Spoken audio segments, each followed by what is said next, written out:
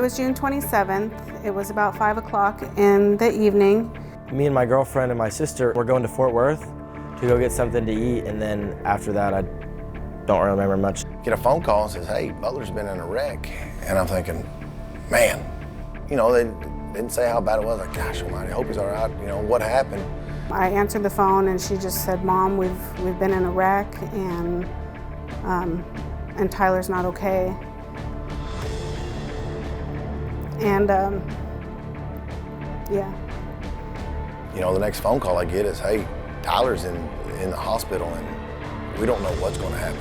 He's bad, broke, you know, collarbones, spleen, scapula. They're like, we don't know if he's going to make it. And you want to talk about freaking out. Somebody sent a picture of the car, and I just remember my heart just dropped, and I was like, oh my God. You never really think that you're going to be in that situation, and I replay those words that she says to me all the time, and it still obviously brings such emotion, but yeah, he was not okay that day. You're pretty grateful. I mean, the guy next to me in the ICU, he didn't make it. So I mean, you realize like you're in the spot. This type of stuff happens, it rocks a community. They were just on, in Benbrook on Winscott Road, and she was coming up to a curve, and all of a sudden she could see ahead of her that this person had gone around other cars and hit other cars, and it just happened so fast, but then all of a sudden she said she just came right in her lane and she just T-boned her.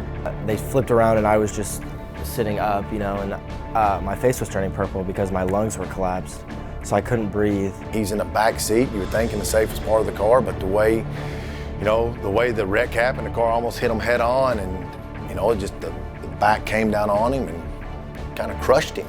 So I just woke up in the hospital bed with that tube down my throat. And the next thing I knew, they were wheeling him by, you know, on the stretcher, and he's got a ventilator, and I don't know anything that's going on.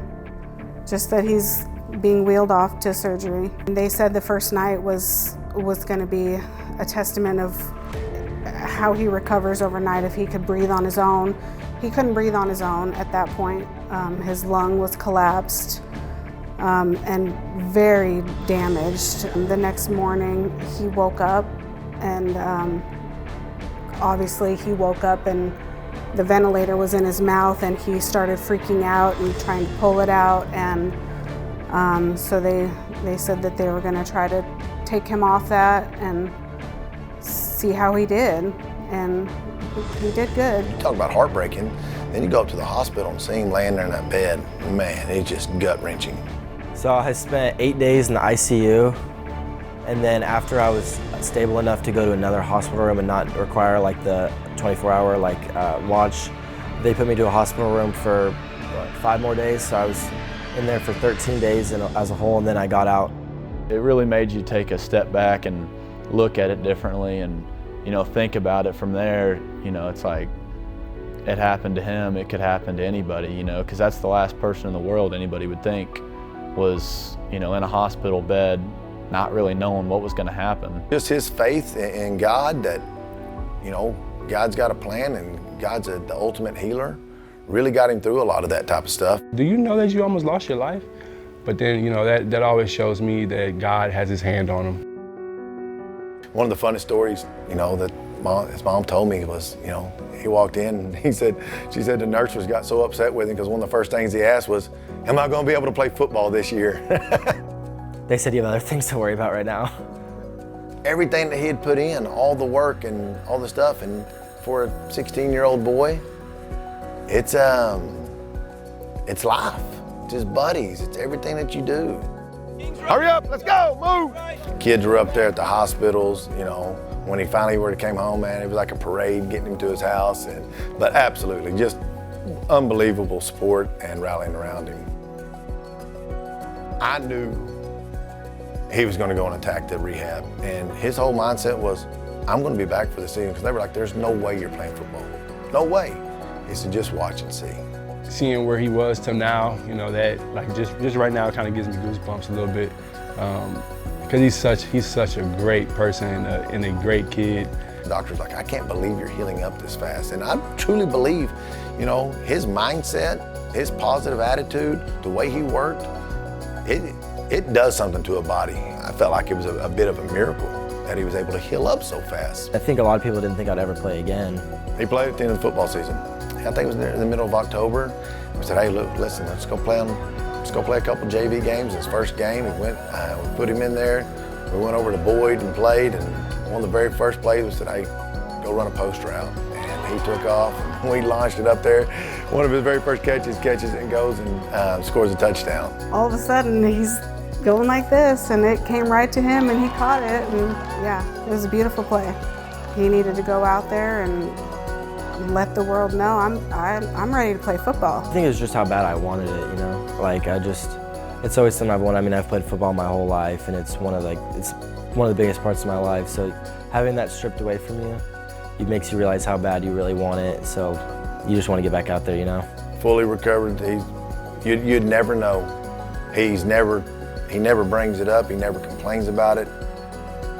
Oh, I'm expecting an all-district, all-state type of year. He's the type of guy that we'll run our offense through. I could never, ever take that away from him. As much as I get scared with the football, I would never, ever be able to, I don't think I could take that away from him, to be honest. Sometimes I'd always think, like, why me? Because, I mean, there's nothing we could do. It's just someone on the wrong side of the road with their mistake, but it is what it is now. You got to move on, you know?